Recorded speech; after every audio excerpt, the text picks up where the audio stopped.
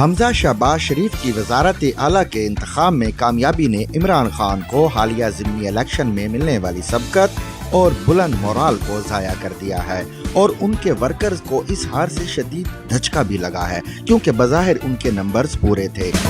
عمران خان اور ان کے پارٹی عہدیدار اپنی کامیابی کے بارے میں اس قدر پورے اعتماد تھے کہ عمران خان نے یہ اعلان بھی کر دیا تھا کہ وہ اب ہفتے میں 2 دن لاہور میں بیٹھیں گے اور ان کی حکومت عوام کے مسائل حل کرے گی۔ لیکن اب عمران خان کو آنے والے دنوں میں حکومت کی جانب سے سخت فیصلوں کا سامنا کرنا پڑے گا اور انہیں اب کوئی مزید رعایت نہیں دی جائے گی، یعنی اب ان کا مشکل دور شروع ہونے والا ہے۔ نون لیگ نے آخری وقت تک اپنا ٹرمپ کارڈ ظاہر نہیں کیا۔ سیاسی حلقوں کے مطابق حمزہ شہباز کی کامیابی کا سہرا دراصل آصف علی زرداری کو جاتا ہے، جنہوں نے چودھری شجاعت حسین کو حمزہ شہباز کی حمایت کے لیے قائل کیا۔ زرداری صاحب نے چودھری شجاعت کو اس بنیاد پر قائل کیا کہ پچھلی بار سب کچھ طے ہونے کے بعد پرویز الہی نے مونس الہی کے کہنے پر عہد و پیمان توڑ کر چودھری خاندان کی روایت کو توڑ دیا تھا، جس سے آپ کے خاندان کی ساکھ کو ناقابل تلافی نقصان پہنچا تھا۔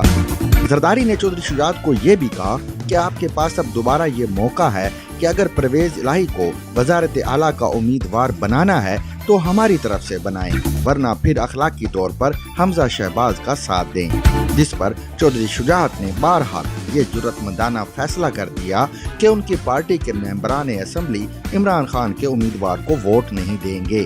چودھری شجاعت نے یہ فیصلہ کر کے نہ صرف چودھری خاندان کی روایات کا پاس رکھا بلکہ اپنی عزت و توقیر میں بھی اضافہ کر لیا۔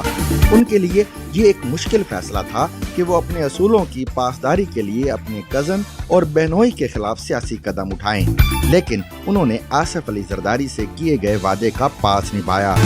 اب P T I deputy speaker Punjab assembly کی رولنگ کے خلاف اسی سپریم کورٹ میں گئی ہے جس کے حکم سے یہ سب کچھ ہوا ہے۔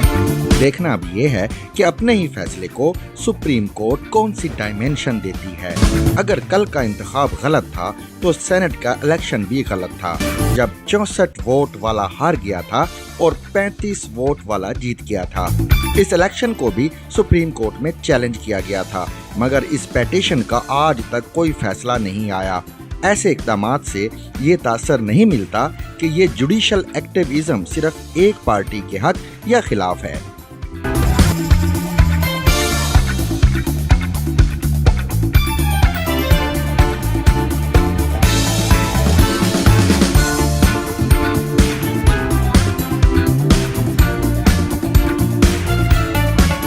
ہمیں خبر ہے ہر خبر کی۔